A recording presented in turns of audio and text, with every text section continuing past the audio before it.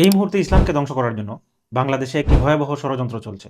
আপনারা জানেন, বাংলাদেশের সাধারণ মানুষের আন্দোলন, যেমন ৭১-এর অর্জন কিংবা ২৪-এর অর্জনকে এই সেকুলাররা সবসময় বিভিন্নভাবে হাইজ্যাক করে নিয়ে গেছে।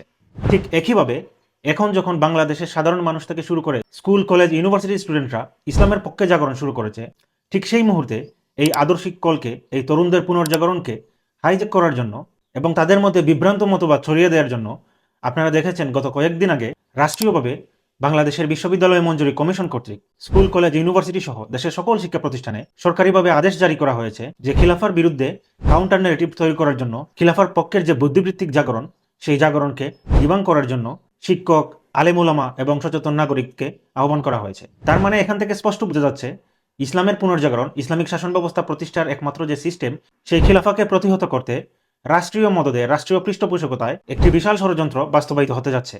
এবং ইতিমধ্যে যদি আপনারা লক্ষ্য করেন, এই গত কয়েকদিনের মধ্যেই বিভিন্ন ইসলামিক দল, বিভিন্ন তথাকথিত আলেম বলার চেষ্টা করছে সঠিক গণতন্ত্রের মাধ্যমে ইসলাম প্রতিষ্ঠিত হবে। এমনকি বিএনপির মতো সেকুলার দলরাও খুলাফায়ে রাশিদিনদের কথা বলছে এবং গণতন্ত্রের মাধ্যমে ইসলাম কায়েম করার কথা বলছে। এখান থেকে আমাদের কয়েকটি বিষয় নিয়ে চিন্তা করা উচিত। কেউ যখন ইসলামের একমাত্র সত্যনিষ্ঠ কলকে মোকাবেলা করার জন্য কাউন্টার ন্যারেটিভ দাঁড় করাতে চায়, তখন তার কাউন্টার ন্যারেটিভ হিসাবে কোন কোন মতবাদ প্রচলিত আছে, সেই মতবাদগুলো সম্পর্কে আমাদেরকে জানা উচিত। আমরা যদি ইসলামিক শাসন ব্যবস্থা তথা খিলাফার কাউন্টার ন্যারেটিভ হিসাবে বিকল্প মতবাদগুলো খুঁজি, তখন আমরা মূলত ইসলামের সাথে কম্পিট করার মতো দুটি জীবন আদর্শ খুঁজে পাবো। এর একটি হচ্ছে সমাজতন্ত্র এবং দ্বিতীয়টি হচ্ছে পুঁজিবাদ। সমাজতন্ত্র, এই আদর্শকে মানুষ অলরেডি প্রত্যাখ্যান করে ছুঁড়ে ফেলে দিয়েছে। এর যতটুকু টিকে আছে ততটুকু শুধু তাত্ত্বিকভাবে এবং কিছু বুদ্ধিজীবীদের মুখে এবং পাঠ্যপুস্তকেই সীমাবদ্ধ। বাস্তব জীবনে এর তেমন কোনো প্রয়োগ নেই। অপরদিকে পুঁজিবাদ হচ্ছে বর্তমান দুনিয়ার ডমিনেন্ট সিস্টেম, যে সিস্টেম দিয়ে এই আমেরিকা পুরো পৃথিবীকে শাসন করছে, যে সিস্টেম দিয়ে ইউরোপ সহ বিশ্বের বেশিরভাগ দেশ পরিচালিত হচ্ছে। ইসলামিক জীবন ব্যবস্থার বাস্তবায়ন এবং এর পলিটিক্যাল আসপেক্টের নাম যেমন হচ্ছে খিলাফা, ঠিক একইভাবে এই পুঁজিবাদী জীবন ব্যবস্থা বাস্তবায়ন এবং এর পলিটিক্যাল অ্যাসপেক্টের নাম হচ্ছে গণতন্ত্র, যে ডেমোক্রেটিক রাজনীতির মাধ্যমে দুনিয়া জুড়ে পুঁজিবাদী ইন্টারেস্ট, পুঁজিবাদী ধ্যান ধারণা এবং মূলনীতি প্রতিষ্ঠা করা হয়। তার মানে ইসলামের সাথে কম্পিট করার জন্য, ইসলামের এগেনস্টে কাউন্টার ন্যারেটিভ দাঁড় করানোর জন্য একমাত্র একটি সিস্টেমই অবশিষ্ট আছে, যেটি হচ্ছে পুঁজিবাদ। এজন্যই আমরা দেখছি এই খিলাফার কাউন্টার ন্যারেটিভের অংশ হিসেবে গত বেশ কিছুদিন ধরে বিভিন্ন ইসলামিক রাজনৈতিক দলের নেতারা, এমনকি তথাকথিত বিভিন্ন আলেমরা বলার চেষ্টা করছে যে গণতন্ত্রই হচ্ছে ইসলাম, সঠিক গণতন্ত্রের সাথে ইসলামের কোনো পার্থক্য নাই। তার মানে এটি বুঝতে আর বাকি নেই এই সকল কিছুই যে কাউন্টার ন্যারেটিভের অংশ।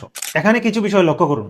সারা জীবন গণতন্ত্র, মুক্তিযুদ্ধের চেতনা কিংবা পশ্চিমা ধ্যান ধারণা প্রমোট করে আসা বিএনপি, আওয়ামী লীগের মতো সেকুলার রাজনৈতিক দলগুলো যখন ইসলামের কথা কিংবা খিলাফার কথা বলতে বাধ্য হয়, তখন এটি বুঝতে আর বাকি নেই যে বাংলাদেশের জনগণের পালস এখন ইসলামের দিকে, বাংলাদেশের জনগণ এখন ইসলাম চায়।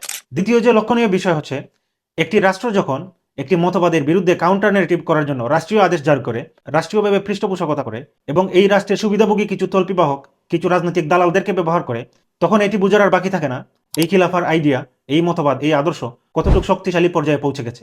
এবং তৃতীয় যে বিষয়, যখন শিক্ষা প্রতিষ্ঠানে স্কুল, কলেজ, ইউনিভার্সিটি, মাদ্রাসা সহ সরকারিভাবে আদেশ দেওয়া হয় কাউন্টার ন্যারেটিভ তৈরি করার জন্য, তখন এই জিনিসটি প্রমাণ করে স্কুল, কলেজ, ইউনিভার্সিটির তরুণরা তার বেশিরভাগ ইসলামকে ধারণ করে এবং ইসলাম দিয়ে শাসিত হতে চায়। তাই এই বাংলাদেশের খায়া সম্পন্ন বুদ্ধিমান তরুণ জেনারেশনদের উচিত এই পচে যাওয়া দুর্নীতিগ্রস্ত সিস্টেম, এই গণতন্ত্রকে প্রত্যাখ্যান করা এবং এই গণতন্ত্রের ধারক বাহক এই বাংলাদেশের দুর্নীতিগ্রস্ত বুড়োদের প্রপোগেট করা গণতন্ত্রকে প্রত্যাখ্যান করে ইসলামিক আদর্শ ধারণ করা। এর মাধ্যমে দুনিয়া এবং আখেরাতে উভয় জায়গাতে সম্মানিত হওয়া।